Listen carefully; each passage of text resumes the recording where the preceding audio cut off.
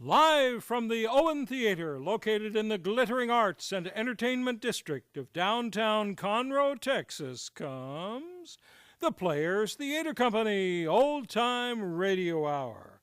This is Dennis Nelson, your series host. We're back from a short hiatus to bring you one of America's most cherished dark comedies. Arsenic and Old Lace was first written as a play by Joseph Schissler in 1939.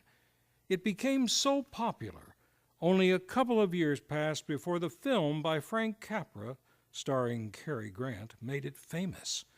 It was also a hit on radio, produced by the series Best Plays, which we will bring you tonight.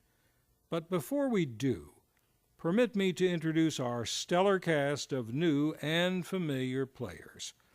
Starring as Aunts Abby and Martha are the enchanting Chandra Rhodes and the magnificent Tanya Terry. The delightful Glenn Egley joins us as Teddy. With us tonight as Jonathan and as Officer Brophy, the versatile Kelly Strang. Debonair Drew Schultz appears as Dr. Einstein. The hard-working Darrell Egley will be with us tonight playing Lieutenant Rooney and the Right Reverend Harper. The riveting Roderick Ost joins us as Mortimer. And the captivating Diana Egley stars as Elaine, serving also as tonight's director. Well, you have sort of a full plate here, don't you, Diana? Well, it's not the way that we planned it, but it all seemed to work out just fine. Actually, I don't understand at all. I don't know what you're talking about. Well, all right. Take a moment now to sit back as we visit this kooky, mixed-up family.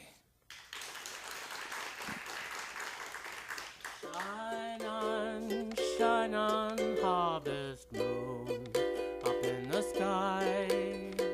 I ain't had no lovin' since January, February, June, or July. On a quiet street under the arching elms in the town of Brooklyn, New York, the old Brewster home stands in dignified and rather over-decorated glory. The gas mantles are still in the hall, although electricity was installed several years ago.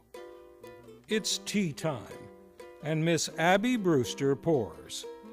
The minister is visiting, and Miss Abby and her nephew Teddy are most attentive. Won't you have another biscuit, Dr. Harper? Oh, no, Miss Abby. I always eat too many of your biscuits to taste the lovely jam. But you haven't tried the quince. We always put a little apple in with it to take the tartness out. We'll send you over a jar. Teddy, more tea? What? Oh, bully! Miss Abby, I've been meaning to speak with you about your nephew. Mortimer, I mean. Oh, yes. I understand he's taking Elaine to the theater again tonight. We're so happy it's Elaine that Mortimer takes to the theater with him. Miss Abby, I'll be frank with you. I do not entirely approve of your nephew's unfortunate connection with the theater. A drama critic is constantly exposed to the theater, and I fear some of them do develop an interest in it. Well, not Mortimer. You need have no fear of that. Why, Mortimer hates the theater. Really? Oh, yes. He writes awful things about the theater. But you can't blame him, poor boy. He was so happy writing about real estate, which he really knew something about, and then they just made him take this terrible night position. My. But, as he says, the theater can't last much longer anyway, and in the meantime, it is a living. Oh, now, who do you suppose that is? I'm coming!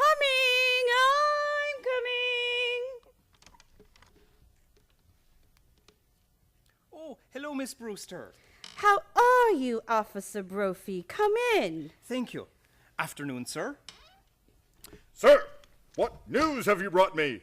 Colonel, I have nothing to report. Splendid. Thank you, sir. At ease. We've come for the Christmas toys, Miss Brewster. That's a splendid job you men do, fixing toys for the children. Yeah, well, it gives us something to do when we sit around the station. You get tired playing cards, then you start cleaning your gun, and the first thing you know, you've shot yourself in the foot. Teddy, dear, go upstairs and get that big box from your Aunt Martha's room. Delighted. How is Mrs. Brophy today? Pneumonia. Oh, I'm sorry to hear that.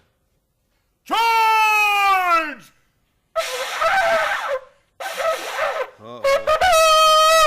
Hey, Colonel, you promised not to do that. But I have to call a cabinet meeting to get the release of those supplies. I'll be right back. He used to do that in the middle of the night. The neighbors complain about him. It's a shame, a nice family like this hatching a cuckoo. The grandfather made $1 million. Patent medicine. Well, Officer Brophy and Dr. Harper, how nice. Oh, hello, Miss Martha. I come to get the Christmas toys. Oh, you're back, Martha. How is poor Mr. Benitsky? Well, dear, it's pretty serious, I'm afraid. The doctor was there, and he's going to amputate in the morning. Can we be present? No, dear. I asked him, but he said it's against the rules of the hospital or something like that. Oh. Teddy's here with the Army and Navy. Look. Oh, thanks, Colonel. This will make a lot of kids happy. 10 hut. Yes, sir, Colonel. Dismissed. Yes, sir. I shall retire to field headquarters. Charge the blockhouse! The blockhouse? The stairs are always San Juan Hill. Have you ever tried to persuade him he wasn't Teddy Roosevelt? Oh, no. He's so happy being Teddy Roosevelt. Once, a long time ago, remember, Martha? We felt if he could be George Washington, it might be a change for him. Oh, but he stayed under his bed for days and just wouldn't be anybody. And we'd so much rather him be Mr. Roosevelt, but nobody. Well, if he's happy, I'd better be running along. Well, give our love to Elaine and Dr. Harper. Please don't think too harshly of Mortimer for being a dramatic critic. Somebody has to do these things. Goodbye. Did you just have tea, dear? Isn't it rather late? Yes, and dinner's going to be late, too. So, why? Teddy! Yes, Aunt Abby? Good news for you. You're going to Panama and dig another lock for the canal. Delighted. That's bully. Just bully. I shall prepare at once for the journey. Charge! Abby, you mean there's... Yes, dear. While I was out? Yes, dear. I just couldn't wait for you, and I didn't know when you'd be back. But... And Dr. Harper was coming. Oh, but dear, all by yourself? Oh, I'll run right downstairs and see. Oh, no, dear. There wasn't time. Then where did you... Martha, look in the window seat. The window seat? Go ahead, dear. Lift the lid. Oh, Abby. Abby, isn't it just too delightful? Oh, and to think you managed it all by yourself. Oh, ain't she sweet? See her walking down the street. Now I ask you very confidentially, ain't she sweet? We're almost home, Elaine. Now, make up your mind. Where do you want to go for dinner? Oh, I don't really care, Mortimer, really. Well, suppose we wait till after the show? Well, that'll make it pretty late, won't it? Not with the little stinker we're seeing tonight. Oh, I was hoping it would be a musical. They seem to have a humanizing effect on you, darling. Elaine, Elaine, where could we be married in a hurry? Say, tonight?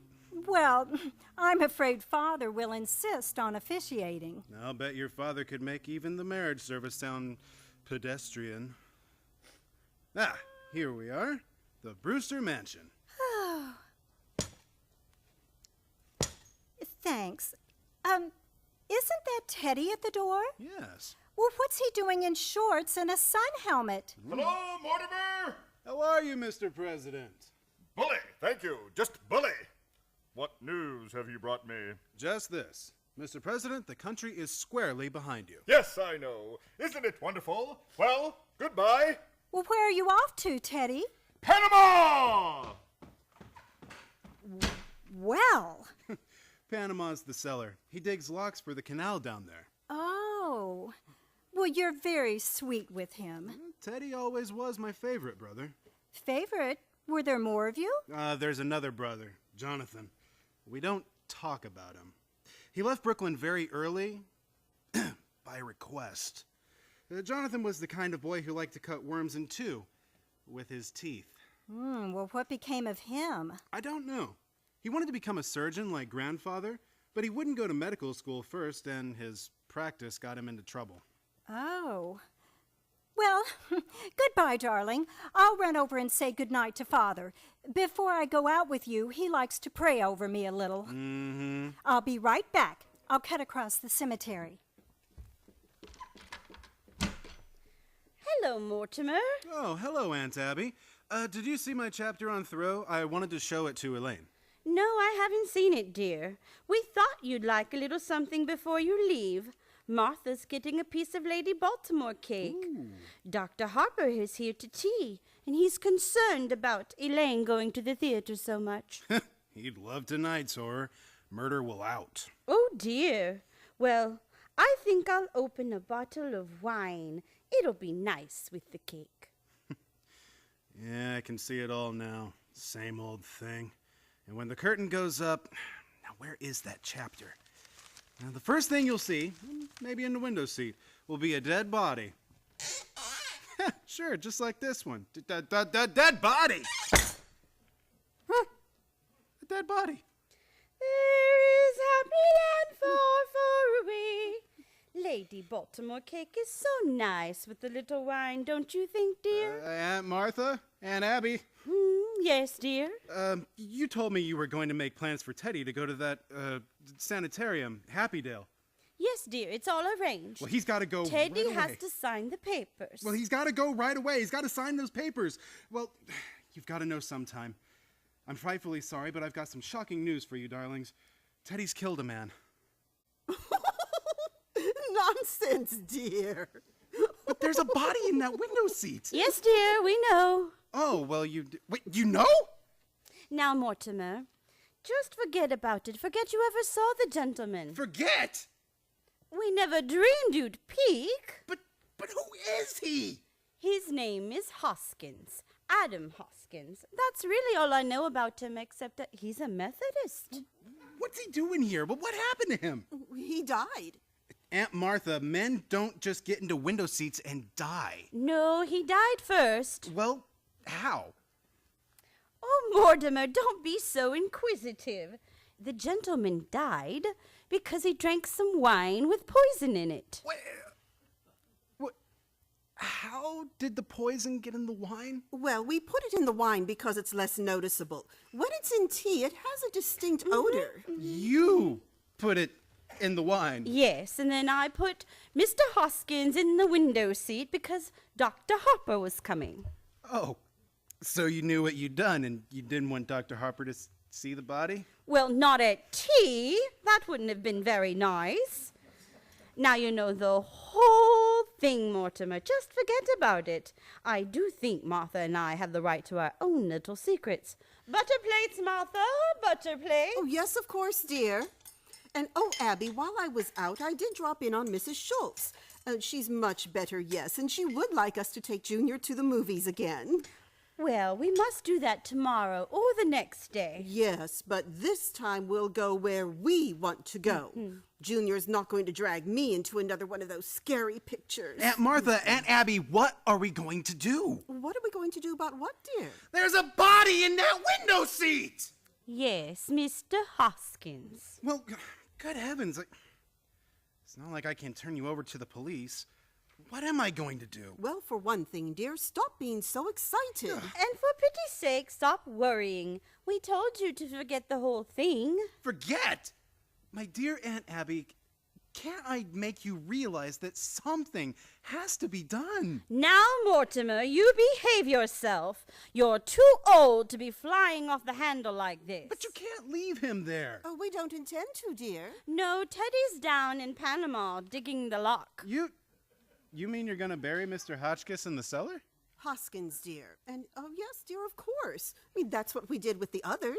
Oh, no, you can't bury Mr. But others? Oh, yes, dear, the other gentlemen. Now, when you say others, do you mean others? More than one others? Well, yes. Let me see. This is 11, isn't it, Abby? No, dear, this makes 12. Oh, I think you're wrong, Abby. This is only 11. No, dear, because I distinctly remember when Mr. Hoskins came through the door, he would make just an even dozen. Well, you really shouldn't count the first one, dear. Oh, well, I was counting the first one, so that makes it 12. Hello? Oh. 12. Hello? 11. Oh, Al. Mike, it's good to hear you. Al. Oh, checking up? Well, no, I didn't pick up the tickets. Yeah, I'm glad you called. Now, get a hold of George right away. He's got to review the play for me. Now, let's see. Where were we? 12? Yes. Abby thinks we ought to count the first one, and that makes it 12. All right. Who was the first one? Mr. Midgley. He was a Baptist. He came here looking for a room. He was such a lonely old man. All his kith and kin were dead, and it left him so forlorn and unhappy. We felt so sorry for him. And then when his heart attack came and he sat in that chair, looking so peaceful, remember, Martha? Oh, yes. We made up our minds right then and there that if we could help other lonely old men to the same peace, we would. He dropped dead right in that chair. Oh, how awful for you. Oh, no, dear. Why, it was rather like old times. Your grandfather always used to have a cadaver or two around the place. Oh, I know, but he didn't exactly go making them himself. Well, you see, Teddy had been digging in Panama, and he thought Mr. Midgley was a yellow fever victim. That meant he had to be buried immediately. So we all took him down to Panama and put him in the lock. And that's how it started. Of course, we realized we couldn't depend on that happening again, so... Well, you remember those jars of poison that had been up on the shelves in Grandfather's laboratory for all these years? You know your Aunt Martha's knack for mixing things. You've eaten enough of her piccalilli. Well, dear, for a gallon of elderberry wine, I take 1 teaspoonful of arsenic, then add half a teaspoon of strychnine, and just a pinch of cyanide. Should have quite a kick. Yes, a matter of fact, one of our gentlemen found the time to say, "How delicious." Yes, he did. Oh, well, we'll have to get things started in the kitchen for supper. I wish you could stay, Mortimer. I'm trying out a new recipe. I couldn't eat a thing. Hello, darling. Did I keep you waiting? Oh, it's you. You run along home, Elaine. I'll call you up tomorrow. Tomorrow? But we're going to the theater tonight. Oh, no, we're not. Elaine, something's come up, and now you run along home. Well, what's happened? Now, if we're going to be married... Married? Have you forgotten that not 15 minutes ago you proposed to me? I did? Oh, yes, I did.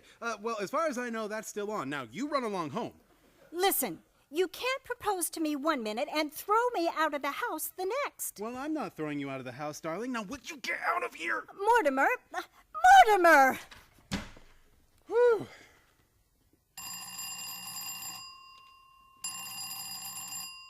Hello, Al? What? George is in Bermuda? Oh, well, get somebody. Get the office boy. You know, the bright one. The one we don't like. All right, then, get the printer. He knows what I write. Was that Elaine, dear? Aunt Martha and Abby, sit down. But Mortimer... Sit down! There. Well, dear? You can't do things like that.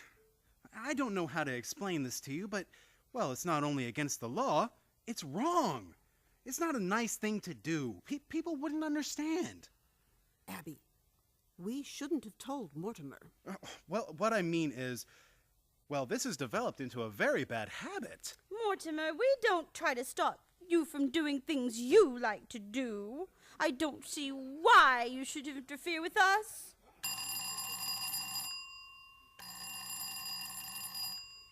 Hello, Al? Oh, all right. I'll see the first act and tear it to pieces. Now look, I've got to go to the theater, but promise me something before I go? Well, we'd have to know what it was first. Will you do this for me? What do you want us to do? Don't do anything. I mean, don't do anything. Don't let anyone in this house. And leave Mr. Hoskins right where he is. Why? We were planning on holding services before dinner. Services? Certainly. You don't think we'd bury Mr. Hoskins without a full Methodist service, do you? He was a Methodist. Well, can't that wait till I get back? Oh, then you could join us. Oh, you'll so enjoy the services, especially the hymns. Martha, do you remember how beautifully Mortimer used to sing as a child in the choir before his voice changed? Oh, like an angel. And remember, you're not going to let anyone in this house while I'm gone. Have you got some paper? Here's some stationery. Will this do? Oh, that'll be fine.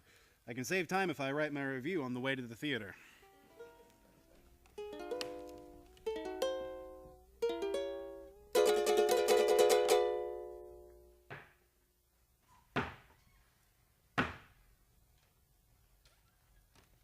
Come in, Doctor. I'm right behind you, Johnny. Well, this is the home of my youth. Oh. As a boy, I couldn't wait to escape from this place. Now I'm glad to escape back into it. Yeah, Johnny, it's a fine hideout. The family must still live here. There's something so unmistakably Brewster about the Brewsters. I hope there's fatted calf awaiting the return of the prodigal. Yeah, I'm so hungry. Oh, look, Johnny, drink. Elderberry wine. A good omen. Here's to you, Johnny. Who's that? Who are you? What are you doing here? Why, Aunt Abby, Aunt Martha, it's Jonathan. You get out of here. But I'm Jonathan, your nephew, Jonathan. Oh, no, you're not. You're nothing like Jonathan, so don't pretend you are. Now you just get out of here. But, Aunt Abby, I am Jonathan. And this is Dr. Einstein. And he's not Dr. Einstein either. Not Dr. Albert Einstein, Dr. Herman Einstein. His voice is like Jonathan's. Have you been in an accident? No. My face. Dr. Einstein is responsible for that. He changes people's faces. Abby? Abby, I've seen that face before. Oh, do you remember when we took the little Schultz boy to the movies and I was so frightened? It was that face! You see, Doctor? You see what you've done to me? Even my own family. Johnny, you're home. These are your lovely aunts. They know you. Well, Jonathan, it's been a long time. Where have you been all these years? Oh, England, South Africa, Australia, and the last 5 years, Chicago. Dr. Einstein and I were in business there together. Oh, we were in Chicago for the World Fair. Yes, we found Chicago to be awfully warm. Yeah, it got hot for us too. Well, it's wonderful to be in Brooklyn again. And you, Abby, Martha, you don't look a day older. Just as I remembered you. Sweet, charming, hospitable. And dear Teddy, I remember him so high. Did he get into politics? You know, Doctor, my little brother was determined to become president. Yeah? Well, Jonathan, it's been very nice to have seen you again. Bless you, Aunt Martha. It's good to be home again. Well, Martha, we mustn't let what's on the stove boil over. Oh, yes, of course. If you'll excuse us, Jonathan? Well, Johnny, where do we go from here? The police have pictures of that face. I've got to operate on you right away. Oh, we got to find some place for Mr. Spinazzo, too. Don't waste any worry on that rat. But, Johnny, we got a hot stiff on our hands. You can't leave a dead body in Rumble's seat. Oh, you shouldn't have killed him, Johnny. He's a nice fellow. He gives us a lift, and what happens? He said I looked like Boris Karloff. That's your work, Doctor. You did that to me. Now, Johnny, we find a place somewhere. I fix you up quick. Tonight. Johnny, I got to eat first. I'm hungry. I'm weak. Jonathan, we're glad you remembered us and took the trouble to come in and say hello. But you were never happy in this house, and we were never happy while you were in it. So we've come in just to say goodbye. But Aunt Abby, I promised Dr. Einstein that if ever we came to Brooklyn, I'd bring him here for one of Aunt Martha's home-cooked dinners. I'm sorry, I'm afraid there wouldn't be enough. Oh, Abby, it's a pretty good-sized pot roast. Pot roast. I think the least we can do is Thank invite you, them. Aunt Martha. We'll stay to dinner. Well, we'll hurry it along. And Jonathan, if you want to freshen up, why don't you use the washroom in your grandfather's old laboratory? Is that still there? Oh, yes. Come along, Martha. We're all in a hurry. Grandfather's laboratory. Doctor, a perfect operating room. Yeah, too bad we can't use it. I'll handle this. Why, this house will be our headquarters for years. You mean... Oh, that would be beautiful, Johnny. This nice, quiet house and those aunts of yours. Oh, what sweet ladies. I love them already.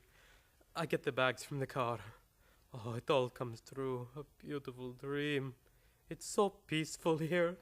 That's what makes this house so perfect for us. It's so peaceful. Charge! Oh, ain't she sweet? See you walking down the street. Now I ask you very confidentially, ain't she sweet?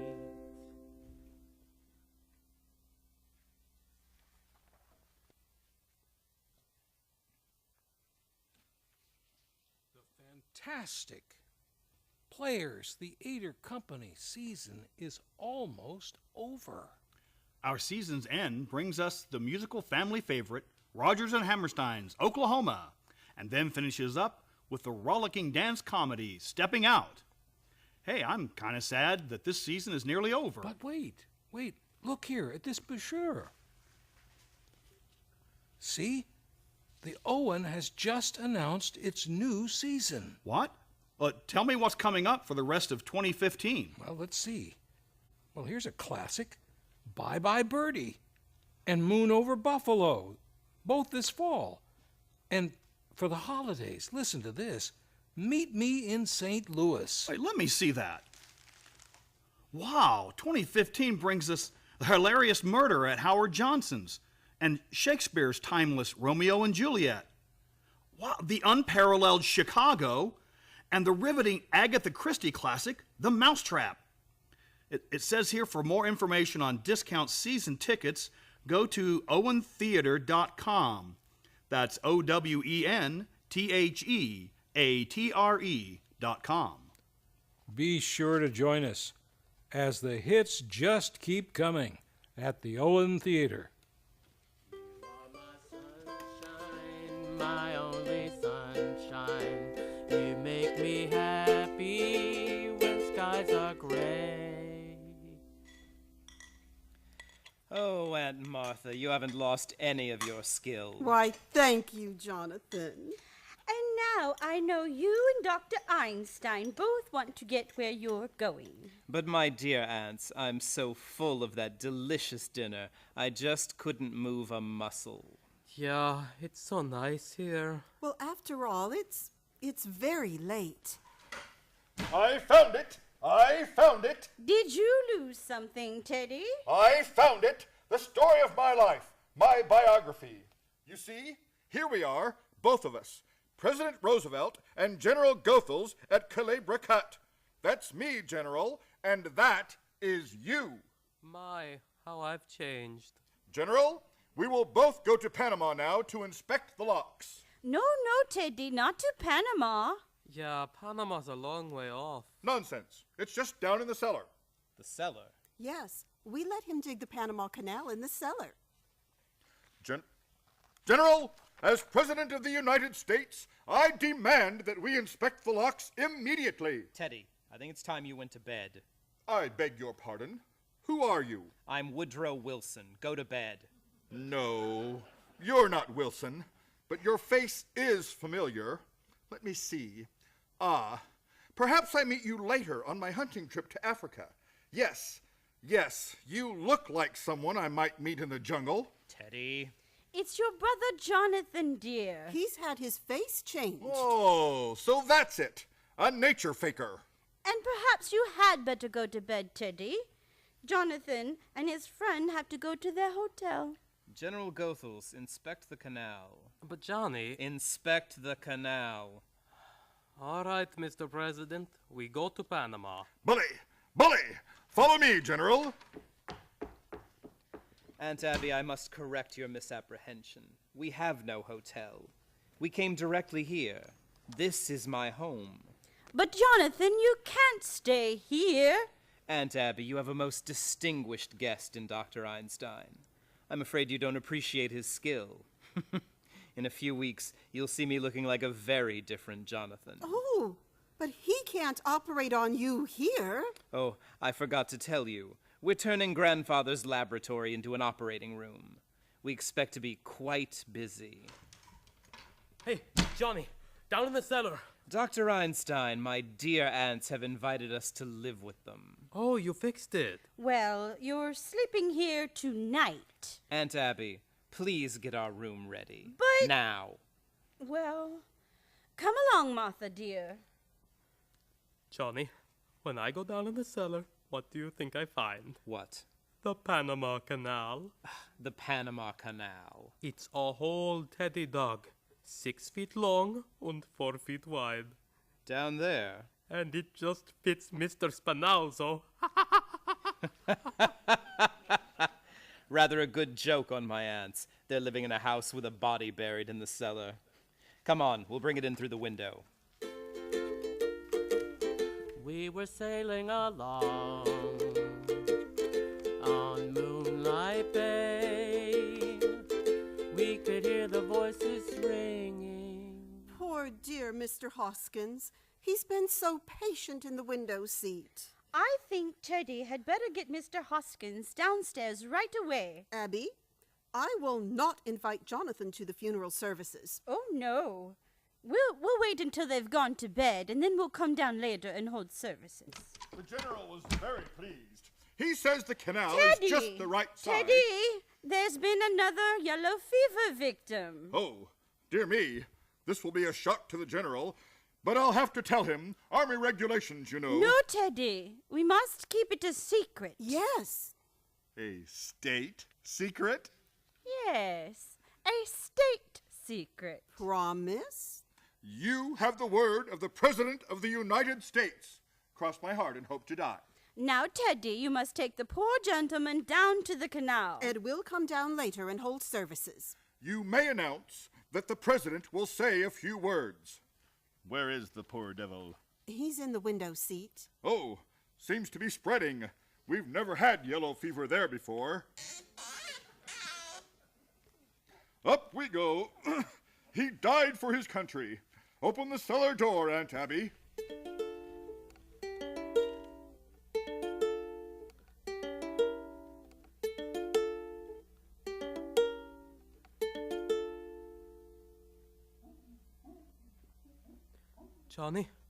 Johnny, are you out there? Wait, I'll lift up Mr. Spinalzo. Wait, I can't see good, Johnny. It's so dark. Oof! Ow! What happened? Oh, someone left the window seat open. I fell in. Well, get out and take Mr. Spinalzo. I lost a leg. Here. Johnny, someone's coming. Get him in the window seat. Quick. All right. Miss Abby? Miss Martha? Miss Abby, it's so dark in here. Who are you? Elaine Harper? I live next door. Turn on the lights, Doctor. Yeah. Who are you? Where are Miss Abby and Miss Martha? Perhaps we'd better introduce ourselves. This is Dr. Einstein. Dr. Einstein? Oh, I suppose you're going to tell me that you're Boris Karloff. I'm Jonathan Brewster. Oh, you're Jonathan? Oh, you've heard of me. Just this afternoon. Well, how be running along home now. Oh, no. I think she's dangerous. She's seen us. Oh, let her go, Johnny. She saw us. Remember that. Oh, stay away from me. Take your hands off of me. Oh, Teddy, tell these men who I am, please. That's my daughter, Alice. Oh, no. Charge! Doctor, your handkerchief. Oh, help! Get her down to the cellar, quick. What's going on down there? What are you doing? We caught a burglar, a sneak thief. Go back to your room. Johnny, look out, she got away. Oh, let go of me. Elaine?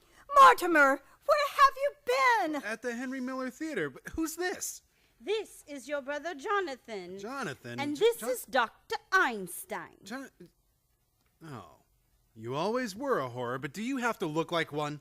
Mortimer, have you forgotten the things I used to do to you when we were boys? Remember the times you were tied to the bedpost? The needles under your fingernails? It is Jonathan! Oh, I remember. I remember you as the most vicious, venomous form of animal life I ever knew. Now don't you boys start quarreling again the minute you've seen each other. Jonathan, you're not wanted here. Get out! Well, I'm sleeping here tonight. In your room. Johnny, maybe we better sleep down here, huh? On the window seat? Window seat? Window seat? Window seat! Oh, on the window seat. Well, maybe I'd better sleep down here. Oh, we wouldn't want to trouble you. We insist on sleeping down here. Doctor, we'll go up and get our bags. Mortimer, What's the matter with you, dear? I have almost been killed. You've almost been... Abby! Martha! Oh, no. It was Jonathan. He mistook her for a sneak thief. Would you like some coffee, dear? We'll get it ready. Come, Abby. No wine. Oh, no, dear. No. Well, I'm sorry I'm so late, Elaine, but it's after 12 and I... 12! Elaine, you've got to go home. What? Mortimer, I want to know where I stand. Do you love me? Oh, I love you very much, Elaine. I love you so much, I can't marry you. Have you suddenly gone crazy? Oh, I don't think so, but it's just a matter of time. You see, insanity runs in my family. It practically gallops. Now, Teddy, just because Teddy is a little crazy, it doesn't mean that you're going to be the same. No. It goes way back. The first Brewster, the one who came over on the Mayflower, you know how in those days the Indians used to scalp the settlers? He used to scalp the Indians. But, darling, this doesn't prove that you're crazy. Well, look at your aunts. They're Brewsters, aren't they? And the sanest, sweetest people I have ever known. Well, even they have their peculiarities. Mortimer, you are not even looking at me. Now come away from that window seat. Ah! Another one. Elaine, you've got to go. Something very important has just come up. Up? From where? We're here alone together. Elaine, if you love me, will you get the devil out of here? Mortimer, will you kiss me good night? Oh, why, of course, darling. Quickly. Well, good night, dear. I'll call you in a day or two. You critic! Aunt Martha and Abby, come in here. Yes, dear? What is it? Where's Elaine? You promised me... Who is that in the window seat? No one, dear. Look. And it is not Mr. Hoskins. Well, who can that be? Are you trying to tell me you've never seen that man before? I certainly am. Now, Aunt Abby, don't try to get out of this. That is another of your gentlemen. Mortimer, how can you say such a thing? That man is an imposter, and if he came here to be buried in our cellar, he's mistaken. But Aunt Abby, you put Mr. Hoskins in the window seat. Now, this man couldn't have just gotten the idea from him. And by the way, where is Mr. Hoskins? In Panama, waiting for the services. Poor dear. We haven't had a minute with Jonathan in the house. Oh, dear. We always wanted to have a double funeral, but I will not read services over a total stranger. A stranger? Aunt Abby, how can I believe you? There are 12 men down in the cellar, and you admit you poisoned them. Yes, I did. But you don't think I'd stoop to telling a fib?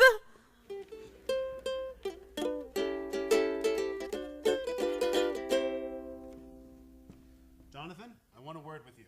Aunt Abby, Aunt Martha, I think Jonathan is leaving at once. Oh, no, Mortimer. Oh, yes. And you're taking your cold companion with you. The one from the window seat? The window seat. You're my brother. And I'm going to give you a chance to get away. And if you don't take it, I'm going to call the police. Mortimer, remember, what happened to Mr. Spinalzo can happen to you, too. Oh, dear. Come in. Why, Officer Brophy. Hello, Miss Martha, Miss Abby. I saw your lights on, and I thought there might be sickness in the family. Oh, come in, officer. This is my brother Jonathan. No, if everything's all right. Oh, don't go, officer. Stay and have some coffee and a sandwich. Well, if you say so. Yeah, we'll all go into the kitchen while Jonathan collects his things. All his things. Come along, officer. Doctor, this affair between my brother and me has got to be settled. Now, Johnny, We're going to sleep right here tonight. with a cop in the kitchen and Mr. Spinalzo in the window seat? That's all he's got on us. So we take Mr. Spinalzo down and we dump him in the bay and come right back here. Hide the suitcases in the cellar. Go on. Johnny, come quick. What is it? That hole in the cellar. We got an ace in the hole. Look. Still here, Jonathan? Now, I thought I told you We're that you had... staying. You think I was bluffing? You think I won't tell Officer Brophy what's in the window seat? Officer Brophy! If you tell Brophy what's in the window seat, I'll tell him what's in the cellar. The cellar? There's an elderly gentleman down there who seems to be very dead. What were you doing in the cellar? What's he doing in the cellar? No, thank you, ma'am. That's all the coffee I can drink. Oh, Mr. Brewster, I'd like to tell you the plot of the play I'm writing. No, Brophy, no. You can't stay here. You've got to call in. You've got to go and but I call want in. to The tell you about precinct this here play. Yeah, but we'll talk about it later. I'll meet you at Kelly's later.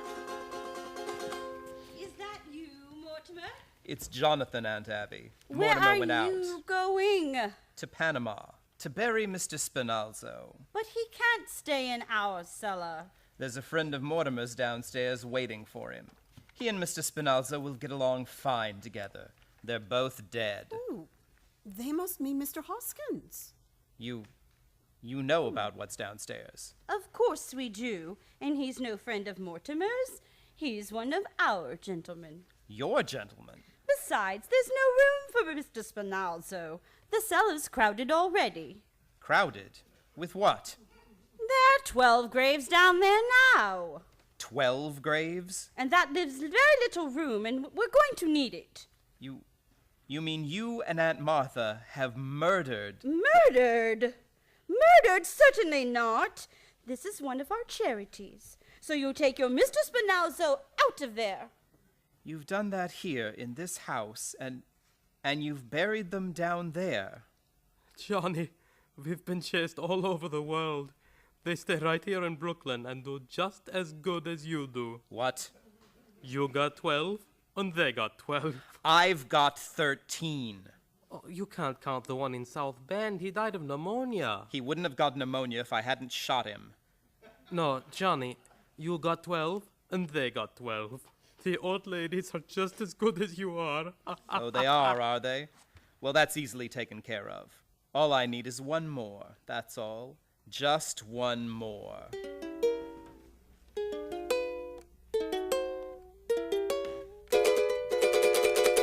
Mortimer, where have you been? I've been over getting a doctor's signature for Teddy's papers. Mortimer, what is the matter with you? Running around getting papers signed at a time like this. Do you know what Jonathan is doing down there? He's putting Mr. Hoskins and Mr. Spinalzo in together. Well, let him.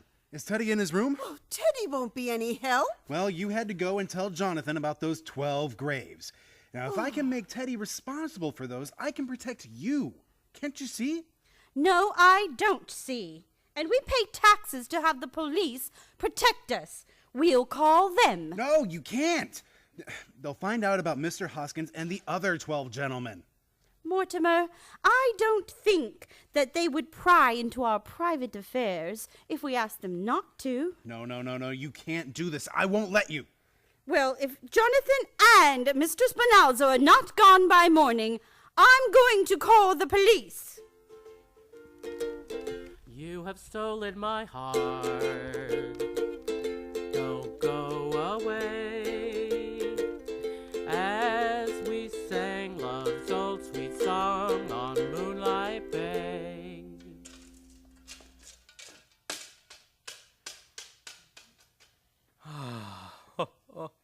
There, it's all done, Johnny. Mr. Hoskins and Mr. Spinalzo all put away neat and tidy. We're all done. You're forgetting, Doctor, my brother Mortimer. No, Johnny, no. Tonight, we do that tomorrow or the next day. No, tonight. Now. No, Johnny, please. I'm tired. And tomorrow I got to operate. Not tonight. We go to bed, huh? We operate tonight, Doctor. On Brother Mortimer. My bugle! Mortimer, hand me my bugle! No, Mr. President. Now just sign these papers. I cannot sign any proclamation without consulting my cabinet. But this must be a secret. A secret proclamation? How unusual. Ooh, Japan mustn't know until it's signed. Oh, Japan, eh? I'll sign it right away. I'll take it into the closet. A secret proclamation must be signed in secret. Ah, thank you, Mr. President. Now make sure you sign it right away, because you get... Close the door, Doctor. Now won't you sit down, Mortimer? There, tight and neat. Now, Doctor, your instruments. We go to work. Oh, please, Johnny. For me, do it the quick way. All ready for you, Doctor. I got to have a drink. I can't do this without a drink. Oh, that wine. Remember this afternoon? Where did the old lady put... Oh, here. Oh, elderberry wine. I split it with you. We both need a drink. Very well, Doctor. We'll drink to Mortimer. To my dear dead brother.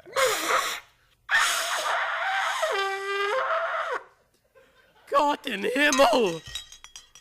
Cabinet meeting on the double!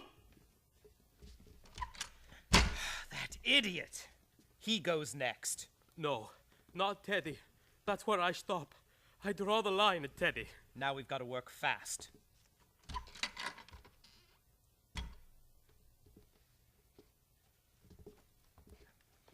Hey, the Colonel's got to stop blowing that horn. Oh, hey, Mr. Brewster. Why are you all tied up? He was explaining the play he saw tonight. That's what happened to the fella in the play. Oh, yeah? Gee, they practically stole that from the second act of my play. I'll tell you about it. No, wait a minute. I'm gonna leave you this way. This time, Mr. Brewster, you'll listen to the plot. Well, it starts in me mother's dressing room, where I was born, only I ain't born yet. Oh, ain't she nice? Looked her over once or twice. Now I ask you very confidentially, ain't she nice? Then we get back to me mother. There she is, lying unconscious in her lingerie. The fiend is standing over her with an axe. There, how do you like it so far, huh, Doctor? Well, it put Johnny to sleep. Oh, that's just the second act. Now the third act. Johnny, wake up. Oh, I can't wake him. Hey, what's going on in here? Johnny, it's cops. Brophy? Oh, hiya, Lieutenant. This is Mortimer Brewster. He's gonna help me write me play. Hey, do yous have to tie him up to make him listen? The whole precinct is out looking for yous. It's 8 o'clock in the morning. Give me the phone and untie him. Hey, gee, Mr. Brewster. Gee, Mr. Brewster, I'll have to run through the third act quick. Hello, Captain. Yeah, Brophy's here. Yeah, you don't have to worry.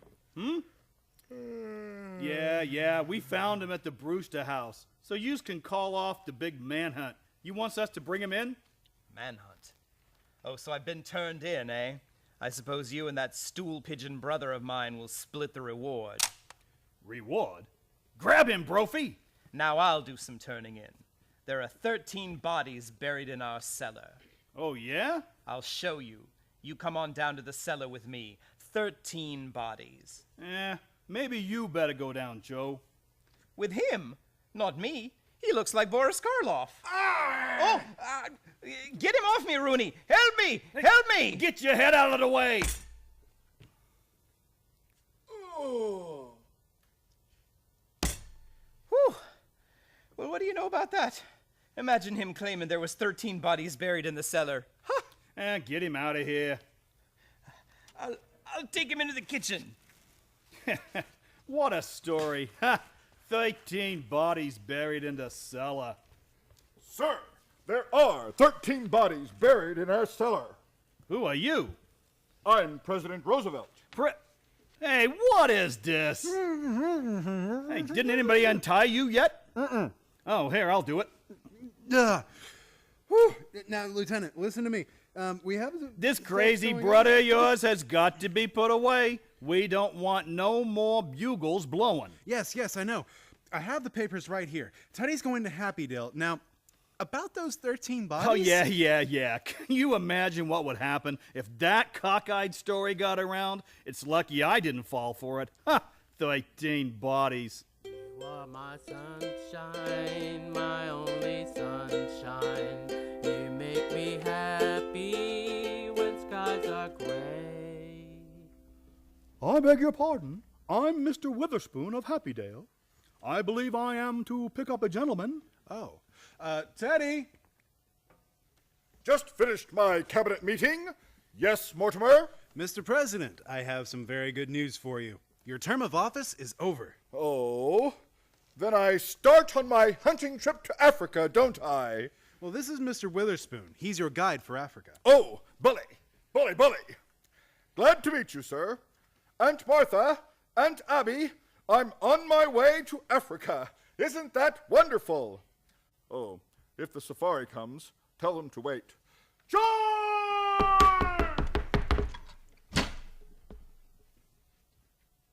Aunt Abby, Aunt Martha, this is Mr. Witherspoon from Happydale. Teddy's going with him. No, he is not. Not while we are alive. The police want him to go. He blew his bugle again. Well, if he goes, then we're going with him. Yes, we won't be separated from Teddy. Oh, but we cannot take sane people at Happydale. Well, Teddy committed himself. Can't they commit themselves?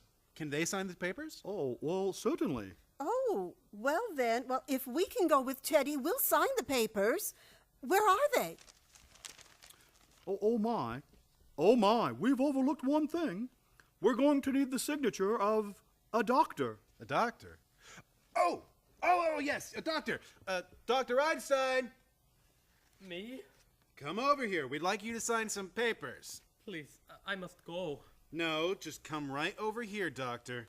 Oh, please, please. Yes, Doctor, just come right over here now. Aren't you going to wait for Jonathan? There's your signature, and I don't think we're going to the same place. There now. Everything's quite in order. Are you leaving us, Doctor? Well, I don't think they're going to the same place, Aunt Martha. Yes. It seems everything is quite in order. Thank you. Well, I'm almost relieved, but I'm really looking forward to going. The neighborhood really here has run down just so.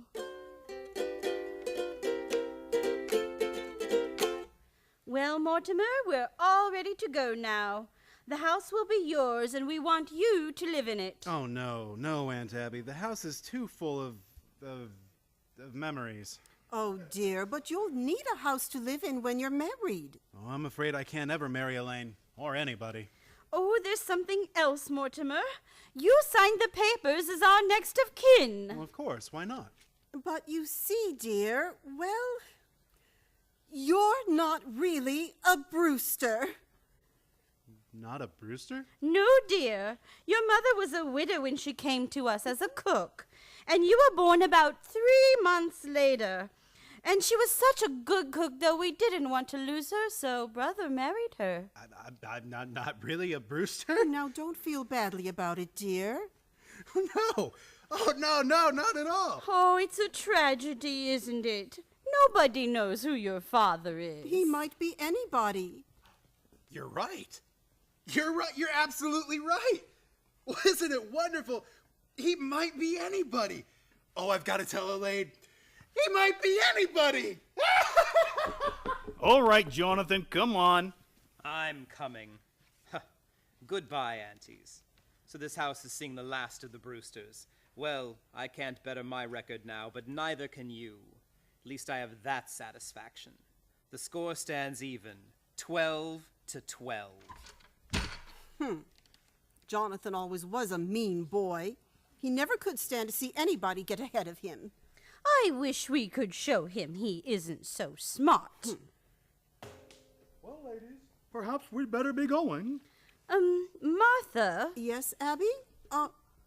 Oh, yes. Mr. Witherspoon, does your family live with you at Happydale? No, I have no family. Oh, that must make it very lonely for you. I suppose it does. Well, Martha? Mm-hmm. Mr. Witherspoon, I think that we should at least offer you a glass of elderberry wine. Well, you don't see much elderberry wine nowadays. I thought I'd had my last glass of it. Oh, no. Here it is. Well, ladies, to a long life.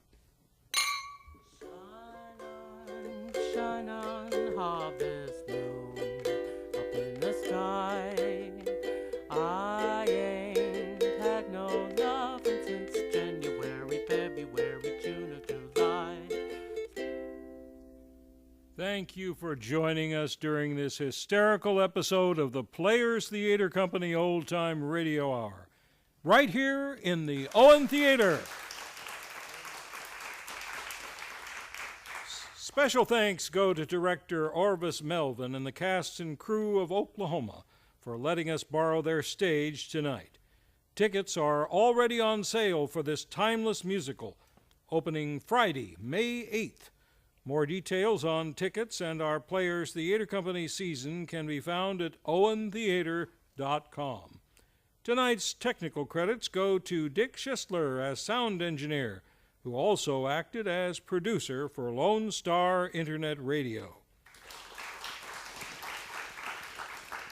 Our sound effects were performed live and from scratch, without the use of recordings by the entire cast. Tonight's music on ukulele was performed by Martin Shotwell. Commercial announcers included Darrell Egley and yours truly, Dennis Nelson. And tonight's episode was directed by Diana Egley.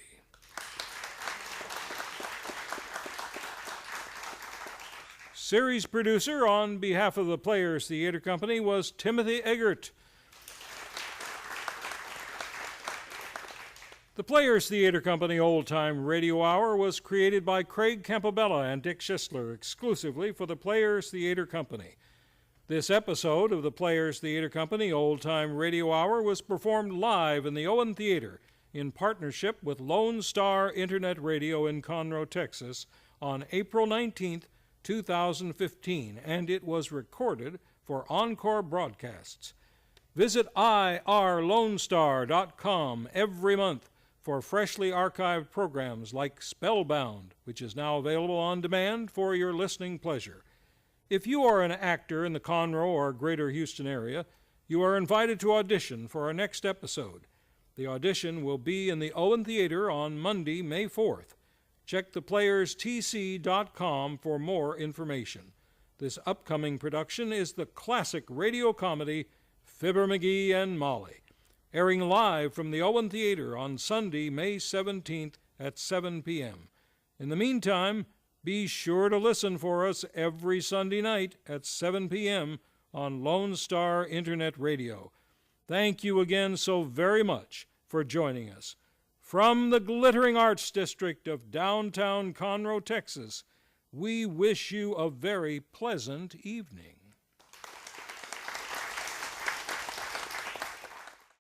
Thank you.